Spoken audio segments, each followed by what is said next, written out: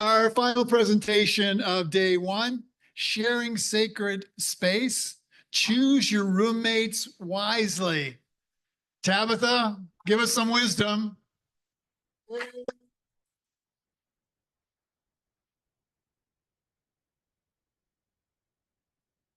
I would love to be wise, but let's see, maybe other people have something to say. So the topic that I chose is written there, sharing sacred spaces. And after I had done the research, it came to me that you should choose your roommates carefully. So roommates can cause challenges. How many of you have had roommates? Was it all good? The laughter says something, right? Yeah. So as I was listening to my participants in this study, and they were sharing their stories of sharing space, it brought to mind the difficulty that my children have experienced sharing a townhouse with other people. So no one wanted to sit down at the table and talk about the difficult issues head on, which creates a fertile environment for, well, conflicts, further conflicts, and headaches. But on the other hand, you can share space with other people, and it can be some really beautiful experiences. You're not only sharing the finances and some of the responsibilities, but also you have the companionship. So it can be rewarding. But as we know, there are growing pains, right? In any relationship that we get into, and there's misunderstandings. Sometimes a gap between what each other's expectations are and our perceptions of another person's behavior. Sometimes we can get ahead of potential problems, right? By discussing what our mutual expectations are and coming to an agreement.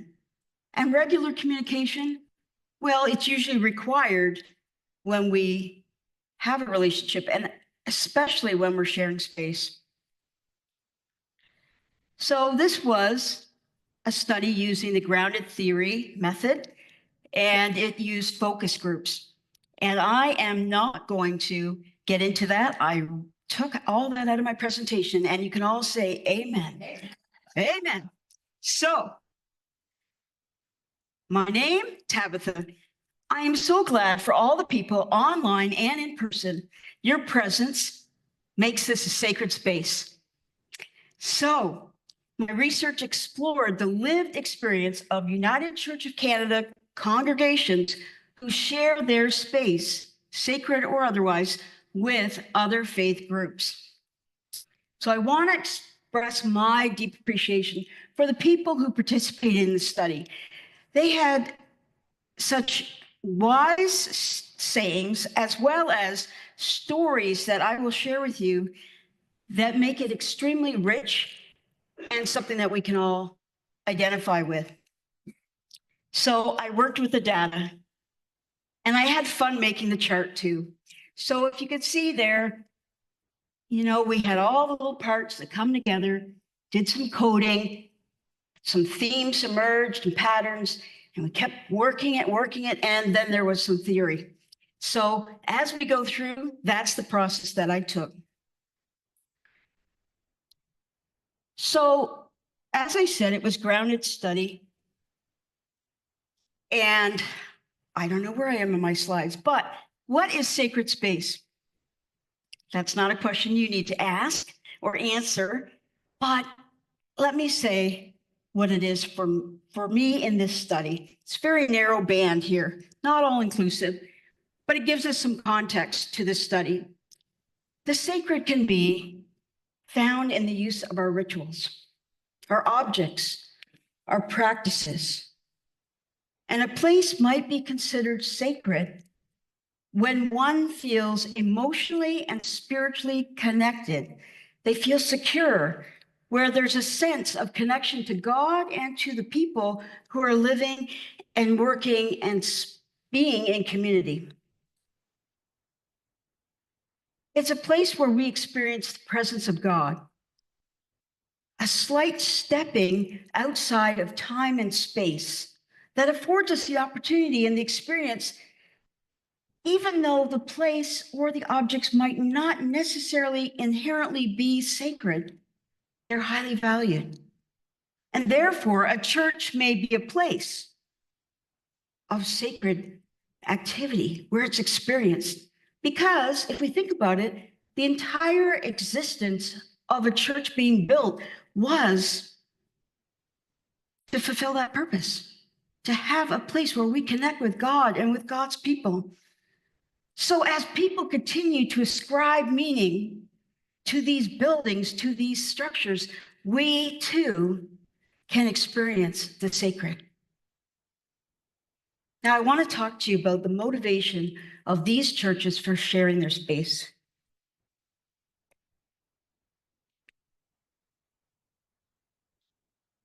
Before I ever started this study, my guess was money had an issue. Money was involved in why people would share their space. So the desire not to spend all the money that they had in the bank, so they thought they'd be open-minded and they would try it.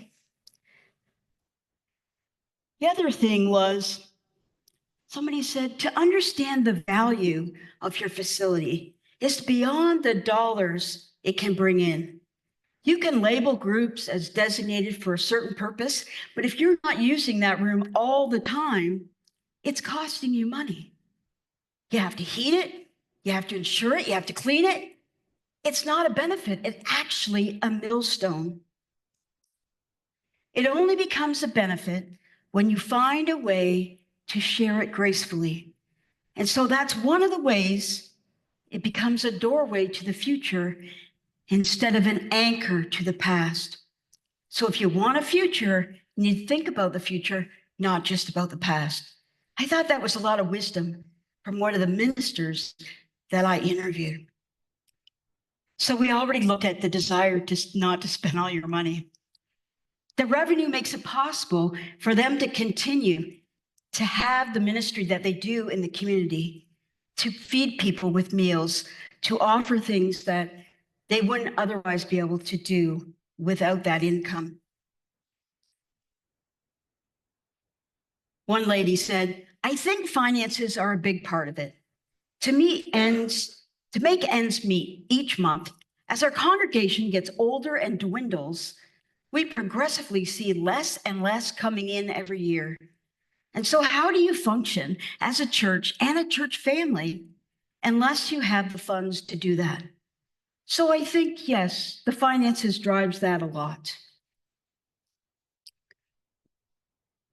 So when they said the next reason why they share their space, I was able to pull that together as stewardship. So each of the churches expressed their whole foundation as their roles as stewards. And we know in Genesis 1, it reminds us that God gave people the role of nurturing and caring for the earth as well as all the inhabitants. And Matthew 25 says in the story of the talents, God calls us to be responsible with all that we have, but to live not only just a mere prudent life, that we're not to be afraid of taking risks. The one church had this huge 42 inch, that sounds like a TV, 4,200 square foot building. And so they felt it was especially important that they utilize that space well. So interesting, I thought this was pretty cool. They did not set their rental costs to pad their bank account. Rather, they based the amount that the groups could pay based on their ability to pay. So in Proverbs 3:9, it calls us to honor God with the first fruits of our produce, not what's left over. And we'll see that this plays out throughout the scenario between the host church and the partners, that they're trusting God for their needs, and they're not saying, oh, we have money for a rainy day because we've charged, a lot of money for our space. Oh, go back one more. There. So they don't want to break the bank. I think stewardship also lends itself to the understanding that we don't actually own anything. As one participant said, we are the keepers of the building. Very simply, God's house, God's people. And the theological connection, well, I would say Deuteronomy 15, verses 16. Every person should give as they're able, according to the blessing that the Lord God has given you. So everybody gives what they can and does what they can, and that's how they form community. The next reason is hospitality. We believe in the currency relationship. We are building a relationship with our partners, not tenants. It's about meeting them where they're at, and a lot of them are surprised by that. Would you be surprised? The idea of in Acts where they sold all their possessions and they pooled the money and they distributed it amongst the people who had need. Pretty fascinating. It wasn't thinking about my 401k. What am I going to do when I get older? I better, no, that's not what their thought was. The hospitality of when we think about the Good Samaritan. And the thought that you will see that runs through when we get to all the comments and the quotes is that we are all the neighbor. Sometimes as the dominant church, we are the giver. We are the helper. We are the people with the resources, and we will give to the lowly. But we will see that's not how the interaction worked out here with these groups. They actually partnered. Hospitality, most and many churches share space with people and groups that have immigrated from other countries. And Hebrews 13, 1-2 says, do not neglect to show hospitality to the stranger. Matthew 25, what you do to the least of these, you have done unto me, because I was a stranger and you welcomed me. And Leviticus 19:33-34 says, you shall treat the stranger who sojourns with you as a native among you, and you shall love them as yourself, for you were strangers in the land of Egypt. So these are groups that shared their space right here. See all those little logos? Every single one of them represents a different denomination. So these are churches that are now coming together under the roof of a united church. So each one affiliated with a different and particular denomination, many of them immigrants, English not being their first language, other than for 3 of the ones that are listed up there. So their worship practices are distinctive, their expressions, and all but 2 of them take the scriptures as being literal. So the big question is, what was their experience of sharing their space with these groups? Well, I'd like to put this into the context of what I call the linger principle. Whether people are present at the same time in the same place, their presence lingers. The essence of something, it perseveres even after the physical is gone. It perseveres over temporality. Did I say that right? Oh, good, good. So we find the concept. Does anybody believe that this concept is in the Bible? That we have a theological concept of linger? All right, well, in the liturgical practice of communion. That Jesus is not actually physically present, but his presence is felt at the communion table through all of time and place. So I will invite you, Mr. Reverend Canon Doctor, to come and assist me in this. Okay. So this is to experience the linger.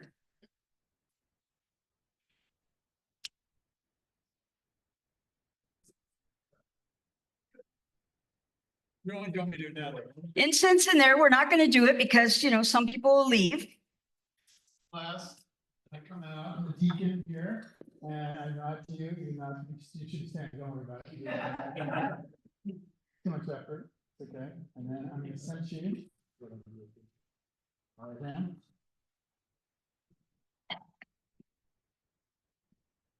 So Frank, you can just take a deep breath for the United Church, say, start sneezing. Cool.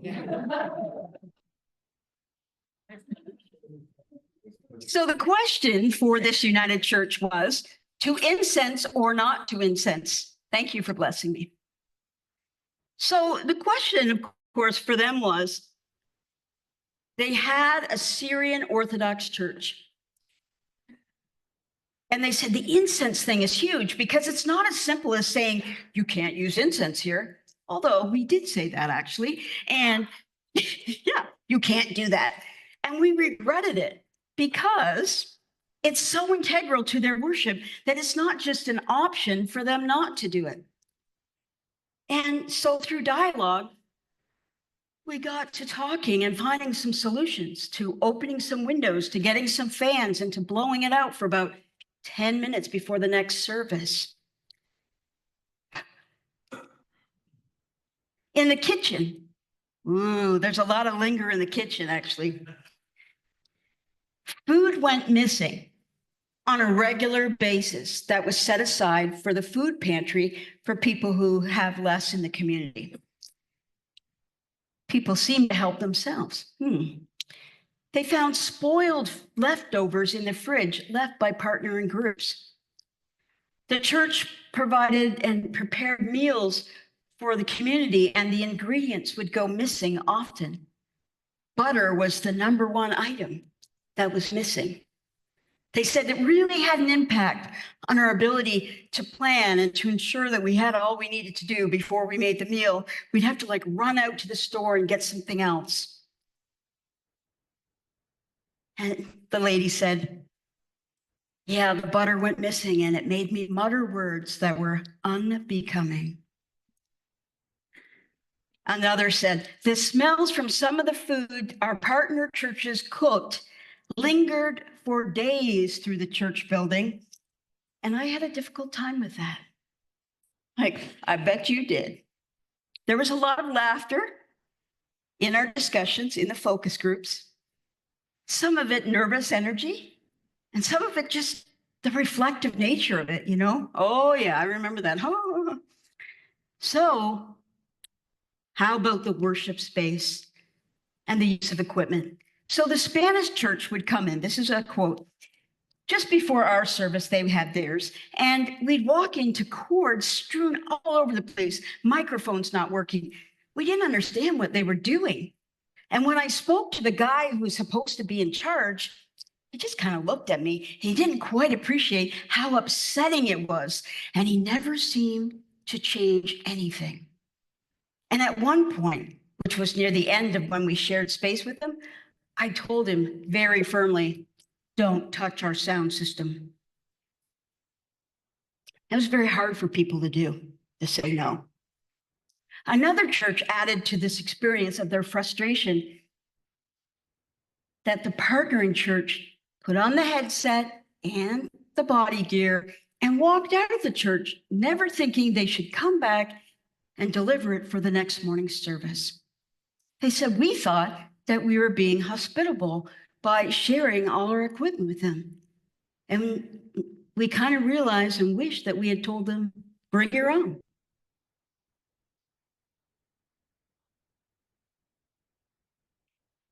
Communication, another big issue. Experiencing the linger. And we all know that there can be obstacles to good communication. Language and culture can be one of these things.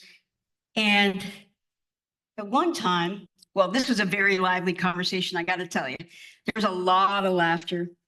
So this whole group is telling me a story, and they're interrupting each other and finishing each other's sentences, and it was quite beautiful to watch. At one time, we had a minister from Korea. And his knowledge of English was very limited, and there were problems. So we said, well, we need to meet. We suggested that we assume the cost for a translator. Please tell us your dialect so we can have a translator here. And he responded that they would bring their own translator.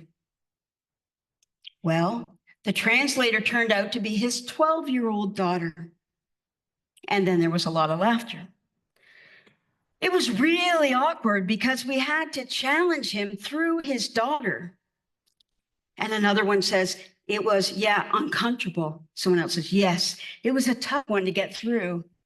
You know, when you're trying to get something through and it's the daughter has to say, like, Dad, you're in trouble.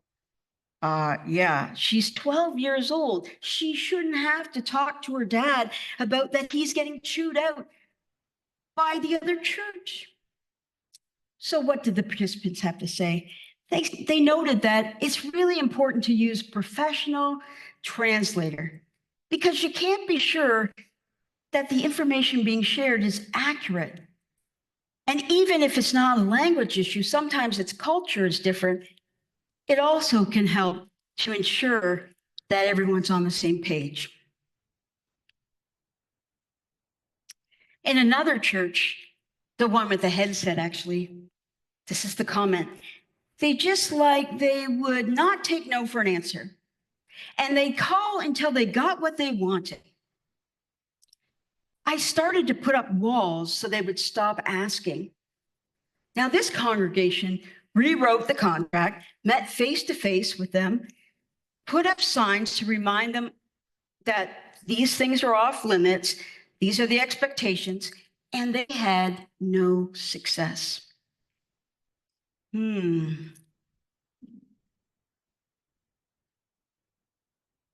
Well, there's a litany of challenges. I was going to cut it, but you can thank Jody for saying don't do it. All right, so here we go. Boom. Trying to work out the logistics of parking. People not checking to see whether a room is booked or not, just assuming that they can use it. And then when the people who did book it come, they don't want to leave. Oh, sorry. You saw my secret. One group said, we laughed wondering if our church would get a noise violation because the volume from the other congregation made it so we couldn't even hear our own service. And that same church said, there were children running all over the building. And when I came out of the sanctuary, there were a couple kids using the coat rack like climbers, like monkey bars. It was so unsafe and no one was supervising at all. And another time they were in the choir room, just pounding like crazy on the piano, pound, pound, pound. And they were like all over it, on top, underneath, just all over. It was cute to see this lady say that. There were communities of faith that stayed well beyond the hours of the agreement, worshiping away in the sanctuary, kitchen not cleaned, and making it difficult for our cleaners who were coming in specially on the Saturday night to prepare for Sunday morning. And if I was to sum up this talk about their experience, you might think it was all headaches. But the truth is, there's also the joy side of the linger. They experience blessing as well. And this is a quote from one of the ministers. And he says, I spoke to the minister of one of our refugee congregations, and I told him about our unexpected expense for mold remediation. And I asked him if his congregation could make some of their sweetbread. It's so wonderful for the fall festival coming up. And he said he would ask his board about it the next night. And he came back to tell me that the board voted to give us $5,000, which represents 1/3 of their budget. Our congregation was humbled. Their generosity was overwhelming and inspired us to be generous as well. The other one was, we wanted to hire a youth worker, but we didn't have the budget for it. So we tried to do fundraising, but it wasn't going as well as we had hoped. We only had $3,000. And all of a sudden, completely unprovoked, our nesting church came to us and said, how about we extend the fundraising for another couple weeks and we'll give you 2 for 1. And we did, and they did. And the next thing you know, and another person comes in and says, and we made our goal. Yeah, we made our goal. And I said to the chair of the board from the nesting church, we can't thank you enough. And he said, well, we were always a congregation that really valued our young people, but we don't have them anymore. But when we see the little children that come up to the front of the church on a Sunday, it's so beautiful to us. And we wanted to make sure by hiring those youth workers that continues. Another church rents to a Vietnamese church, and they said, the Vietnamese people are very thoughtful, and they helped us out on our lawn work and beautifying our gardens. They helped us replace all the lights with LEDs, which required getting up on scaffolding. And well, they're younger and more agile. And you know, they've done a lot of other things for us that we would have never expected that they would have done. But you know what? They appreciate the use of the space and they want to improve it. Another church remembered back when they had an Ethiopian church with them, and they said the food was phenomenal. They shared their culture and they shared their history, and it was just unbelievable. And another church, they have a food truck that comes on a Sunday night. Well, they said, you know what? Our members are getting older, and you know, back troubles. So one of the ways that the Korean church is caring and giving back is that they take out our picnic tables and set up the tents after their church on Saturday.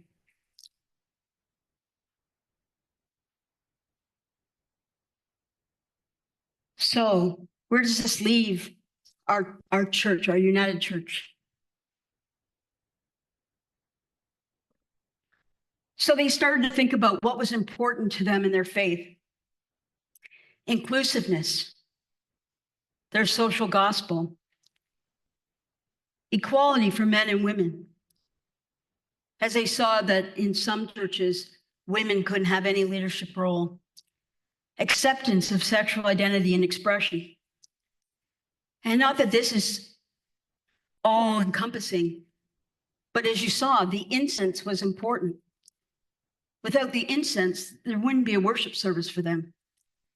That the Bible is taken literal. That women are to submit to their husbands' authority. And that the gospel is about saving souls more than doing things in the here and now for people. Have made a big, big difference in their lives. So they stated to me that they hold to radical hospitality, and that was their bottom line.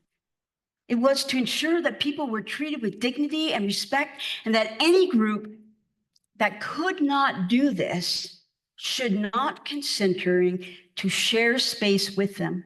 And that if a group was to treat someone with disrespect, it may, in fact, end their partnership.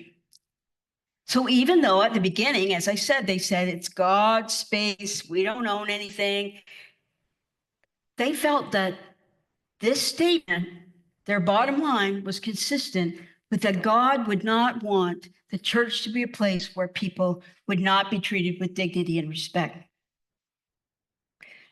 So note, none of these churches were affirming churches, not a one. And yet, all of them, as they kind of went through what their beliefs were and the heart of the reasoning that they made choices, was about accepting people where they come from, that their diversity had to do with a social gospel.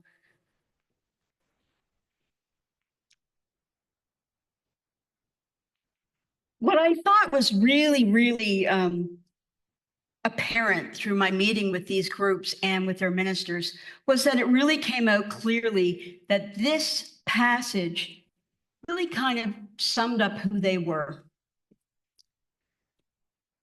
So I'm going to read, and it's a transliteration, perhaps. Let us see. It is important that we speak encouraging words to one another. Build up hope so that you all be together in this, so that you will all be together in this. No one is left out. No one is left behind. Our counsel is that you warned the freeloaders to get a move on and gently encourage the stragglers and reach out for the exhausted and pull them to their feet. Be patient with each person, attentive to their individual needs, and be careful that when you get on each other's nerves, that you don't snap at each other. Look for the best in each other and always do your best to bring out the best in each other. So this was evident that they were committed to sharing their space, and this verse reflected it so well. I think I doubled up on that. I'm so sorry. So there were differences in doctrine, conservative values, and taking the Bible literally, no interest in social gospel. So they would say, would you like to come and make sandwiches, to give to the poor? Would you like to do this? No, they had no interest in that. And women should not be in leadership. So those women who were ministers, it was difficult for the church who was coming in and sharing space. They often tried to lead prayer when there was meetings. And they did not support LGBT inclusion. So there's a few questions that this study raises. And one is, do the doctrinal differences prevent these groups from going beyond sharing space in the same building?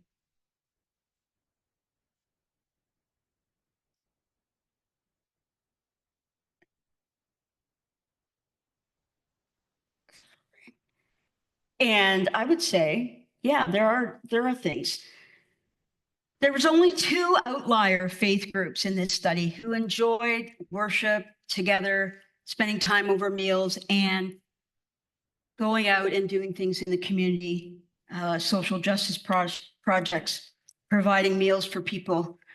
But you know what? These 2 outliers were very similar to the host church in their doctrine, their theology, and their practice. So, as one of the people in the group said, we developed deep relationships with them because they were much more like us. So my next question is, does a monocultural church meet the needs of an immigrant-based church? What do you think? Yes or no? You don't know. Well, I would say this is a topic for further exploration.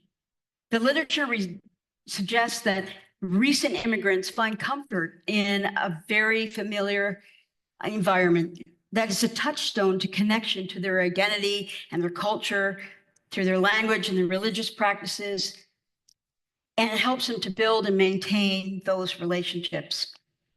However, being a part of a church that's primarily composed of dominant culture people in their new country can provide support and resources as they navigate living in a new place.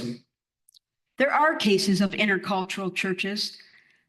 However, this requires not only for cultural competence of the minister, but fostering a culture of humility. You can't possibly know everything about every single culture, but you can be humble and you can be curious and open to learning new ways about other people and about being the church.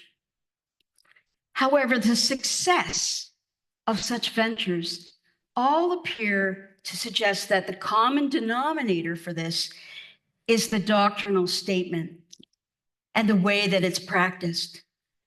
That if it is similar, then it can be successful. So how does this translate for the United Church of Canada's desire to become an intercultural church? Well, you know, I did miss out on something, but you're not going to miss it. I think I want to say that nothing is impossible with God. And that doesn't mean that there aren't obstacles or barriers as the United Church expands its definition of intercultural to mean living together with a respectful awareness of each other's differences, to examine ourselves, to build relationships and distribute power fairly. And you know, Jesus prayed that we would all be one. So I'm certain that this vision is in tune with God's heart. Change, though, needs to happen not only at a systemic and a macro level, but also at the micro, the individual, and the local level. And so for now, although I believe it's possible, I say, for now, I say, thy kingdom come, thy will be done. And I bet you'd like to know all the lessons they learned and that they shared. It's to be published separately. Could not fit it in this at all. So as you can see, it is a work in progress. We, the church, are a work in progress. And for everything people shared, I am deeply grateful. I want to say to people who are my advisors, thank you so much for your inspiration, the theological discussion. Thank you, Dr. McLachlin, for that, for all the wisdom, the patience as you saw me explore every possible rabbit hole. And those who know me, go there. Today's presentation is, yes, just scratching the surface. But your contribution to my passion for learning is phenomenal, and I really appreciate it. And I hope that you will continue to go down rabbit holes with me and that you'll meet me there and we can enjoy the discussion we have. The journey is never ends, but the joy of the journey is who you travel with. And my heart is full of gratitude. Thank you. Thank you very much.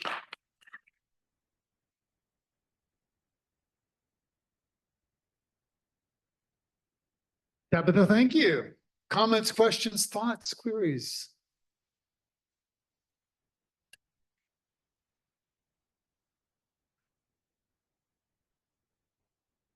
We've got a couple back here. Heather. Thanks, Tabitha. Just a couple of questions, just to make sure I was following. The first is simply how many host churches and how many, I think you called them nesting churches, were involved in your study, because the number of symbols you had up there seemed to exceed the number of churches that you had talked about. But also my next question was, were any of your host churches host to faith groups that weren't Christian? And because that would have created a whole other set of questions. Yes. So I wanted my study to be not think about too many factors. So there are churches that host to Jewish congregations as well as Muslim and Buddhist and so many others. However, that changes the dynamic to some degree. But I did have a questionable denomination in the Seventh-day Adventists. And that actually was my own personal church that I was at. And they had just kind of made the arrangements with them before I came on. And so as we learned more about their beliefs, there was more and more concern about us sharing space. And I think out of all of the relationships, that was probably the most difficult, was when the practices are completely different than your own. And some places would say, although they might have had worship once a year and had a meal together, people would sit with their people. They would eat the food that their people would bring maybe. And worship was awkward. So, you know, it doesn't say much about our ability to integrate or to change.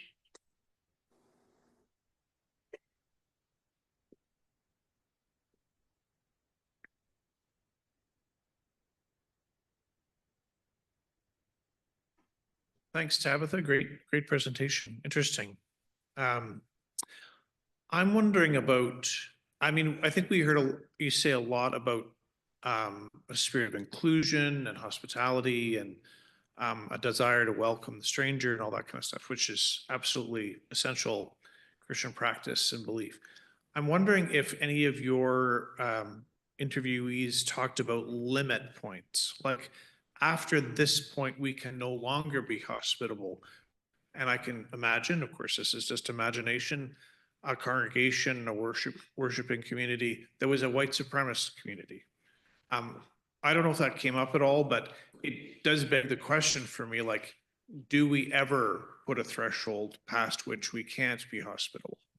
Yeah, and absolutely. That was I want to say it was a common denominator, but it was across the board for all of the interviews that the bottom line was, you know, this is what we believe, is that the here and now matters. This is how Jesus would have treated somebody. If it steps out of that, even though it's at a different time, and we're afraid that the people in the community will connect those people in that behavior and attitudes with us, and we're not comfortable with that. And so if that means that we don't get $8,000 to pay our hydro and heat, we'll have to find another way. We're not willing to extend hospitality when we feel like it will push other people away.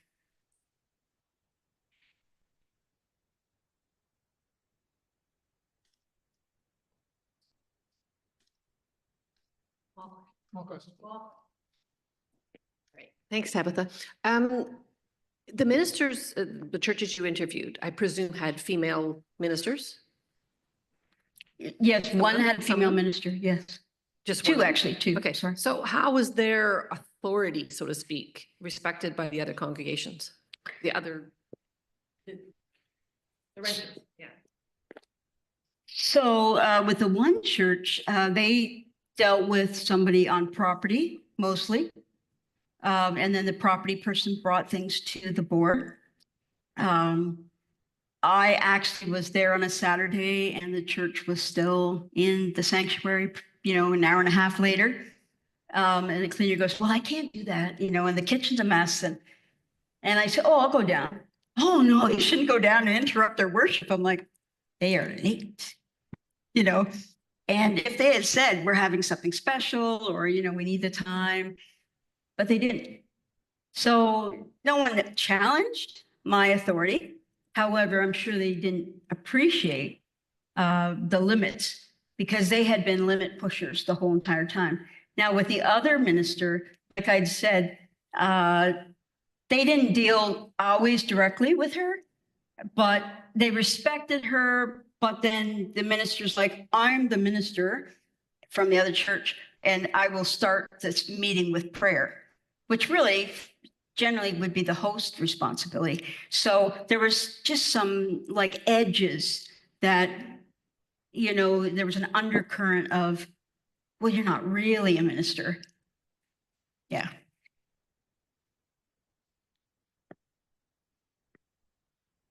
Rosemont. My friend Tabitha, I want to thank you for your presentation, and I made some notes. Ephesians 2:14 highlights how diversity strengthens faith and community rather than dividing them. You highlighted some cultural differences and language differences. But in this, as I was listening, I think the concept of Christian fellowship is very important to illustrate how faith can transcend between cultural and linguistic barriers. Grace, I turn to my prop here, in this context means that overcoming conflicts. So we should reflect on how divine grace enables communities like ones you've described to embrace differences rather than showing signs of obstacles. But you made a big example, a good contribution on how the community came together and showed that they can provide financial assistance when the church needed it. That shows that in those different communities, when there's a crisis, we come together and we support whatever is going on. Outside the role of active listening, there was that intercultural dialogue that is needed. And that is needed because it was basically misunderstanding of the different cultures. Now, they talked about the food, the smell, the this. We use spices.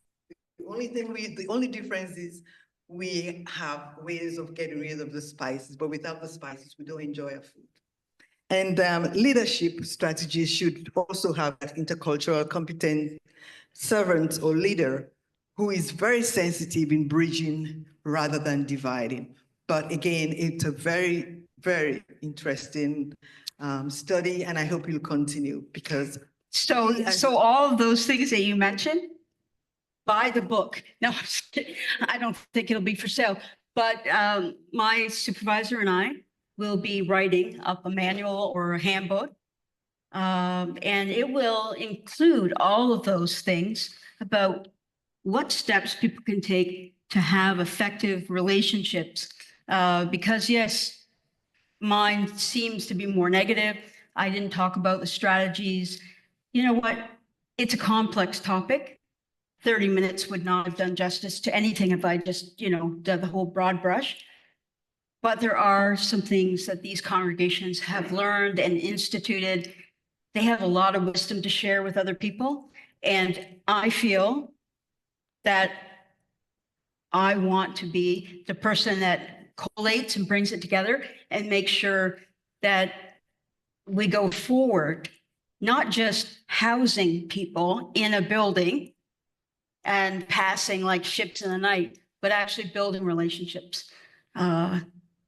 So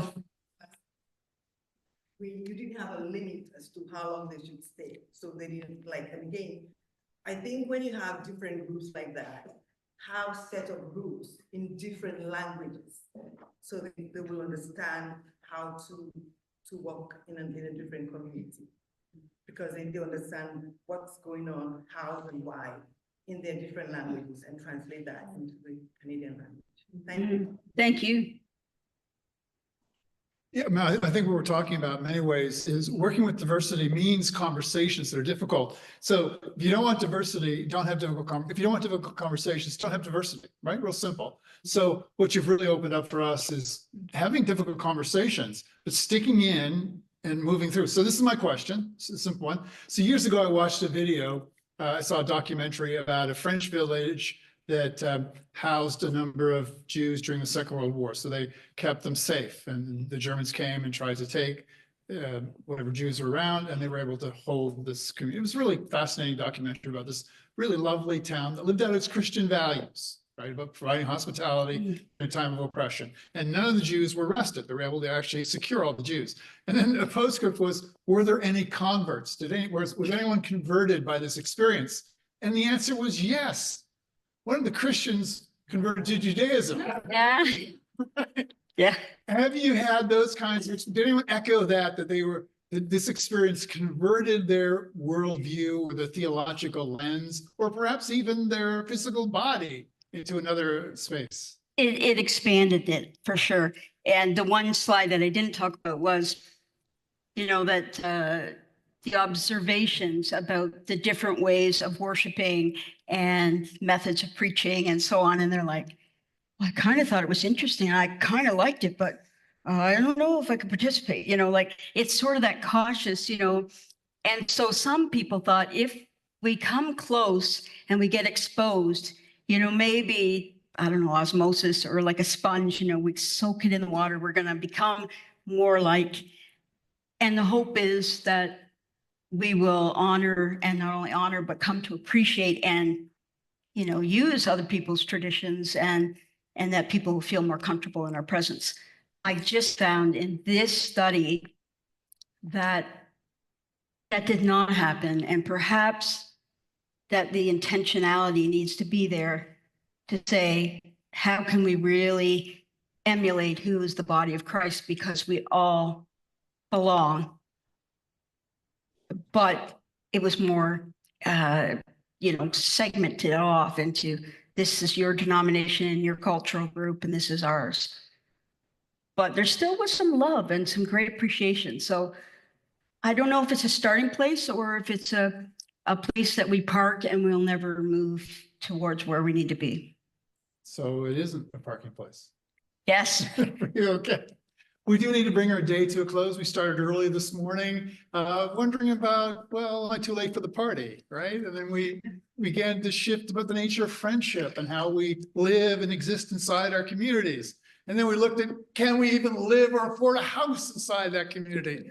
And then we looked at dementia, and we looked at how we work with people and people who live with that reality, and how we stay connected and fight to stay connected. And now we look at how we can stay connected to people and learn from people from different denominations. So that's what day one has been. What a whirlwind. We have 2 more days to go, 4 presentations in each of those days. I trust they will be as much of a whirlwind for you.